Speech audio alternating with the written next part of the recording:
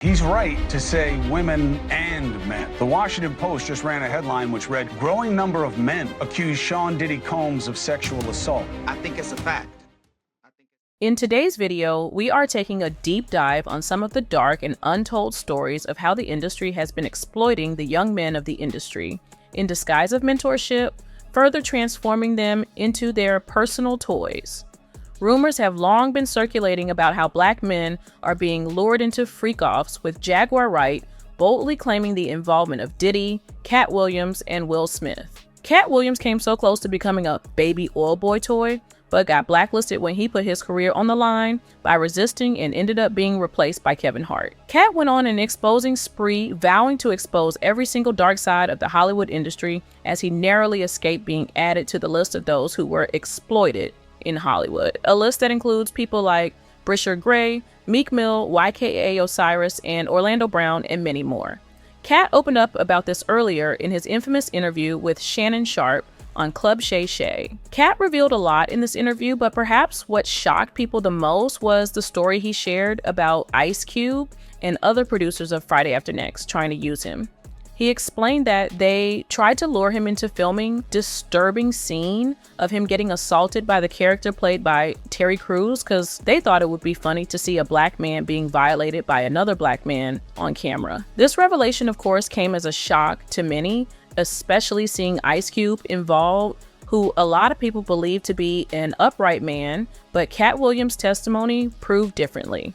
Katt stood his ground and rejected shooting that scene. He made his discomfort clear to the production crew, and he also explained to them how there was nothing funny about someone being actually assaulted. Katt admitted he was scared to speak out because Friday After Next was his first movie, and he didn't want to be labeled as a complicated person to work with. Seeing that Katt Williams wasn't giving in to shoot the SA scene with Terry Crews, the production crew had no choice but to rewrite the whole movie and removed all scenes related to sexual assault. According to Katt, Terry Crews was more than willing to shoot the scene and do what the producers wanted. In fact, Terry even tried to convince Katt to change his mind and rethink his decisions. Katt got blacklisted after the traumatic experience he went through. He further revealed that all his TV roles he was meant to get ended up going to Kevin Hart, who was willing to bend to the industry rules.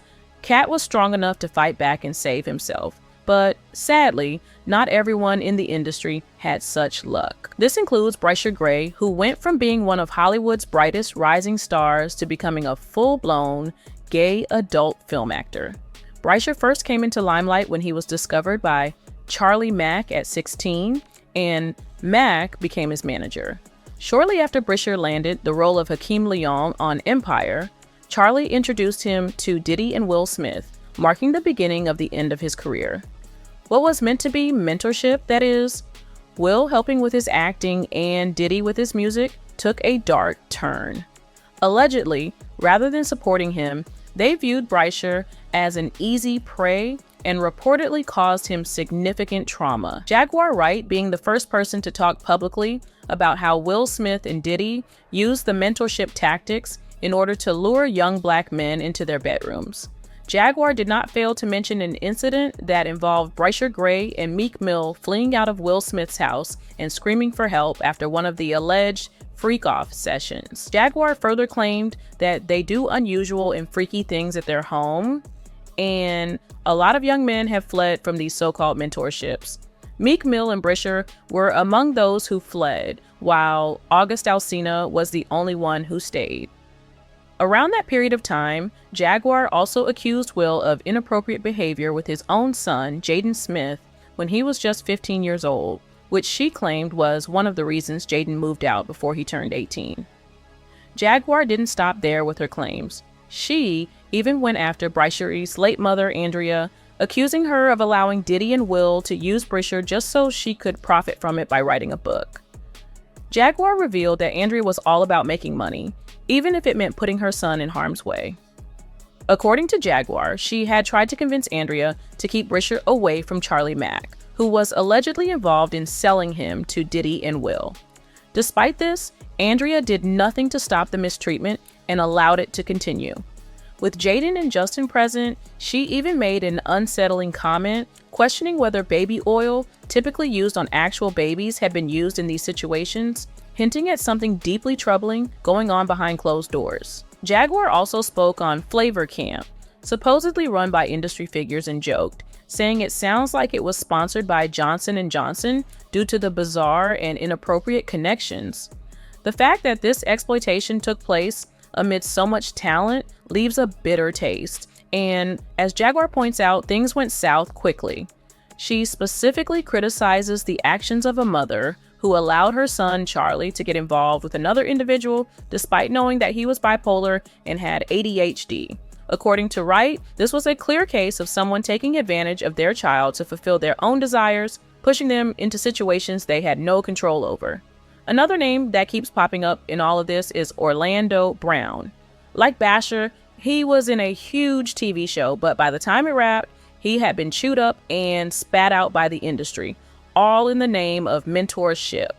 He was one of the lead actors in Disney's hit show, That's So Raven, and for a hot minute, it seemed like his career was set to blow up. However, right after the show ended in 2007, his mental health went down the drain. That same year, he got arrested for substance possession in Houston, though he denied owning the drugs. Not long after, he got in trouble again for driving under the influence, followed by a 27-day prison stint for failing to show proof of completing a court-ordered alcohol education class. Then came that disturbing audio of him threatening a woman and her entire family. Later, he went to rehab in 2016, but relapsed, getting arrested again in 2018. Rumors began swirling that Orlando's decline was due to forced involvement in some Illuminati rituals within the industry.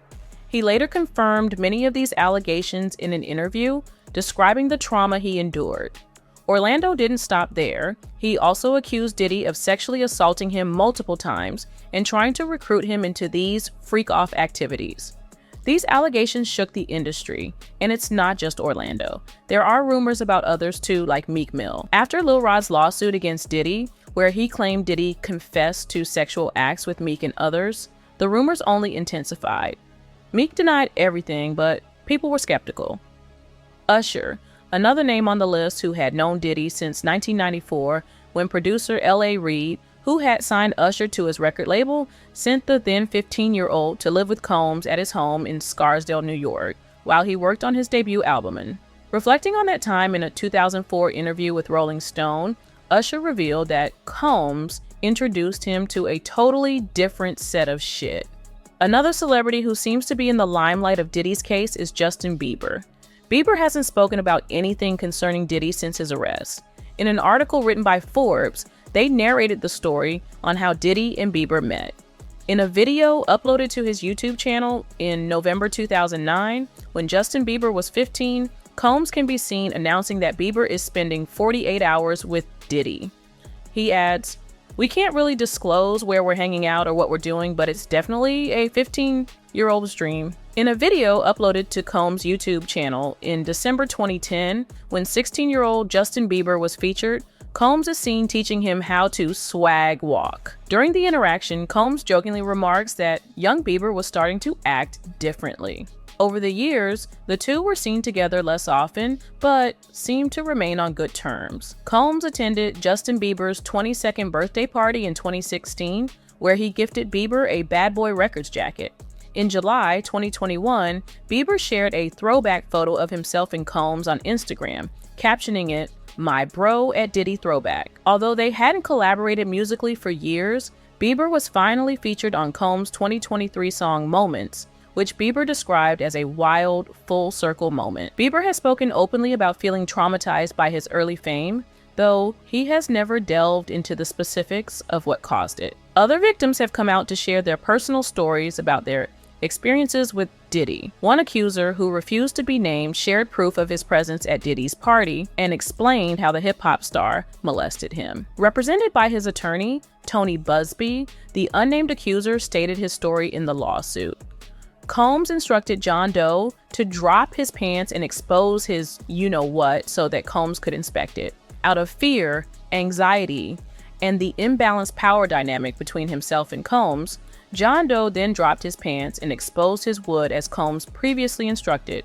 The filing read per Daily Mail. The stories of Diddy, Usher, Bieber, and so many others exposed the troubling dynamics of power, exploitation, and trauma that exist behind the glitz and glamour of the entertainment industry. These are more than just rumors. They're revelations that point to a deeper issue of how young men in the industry have been used and discarded under the guise of mentorship.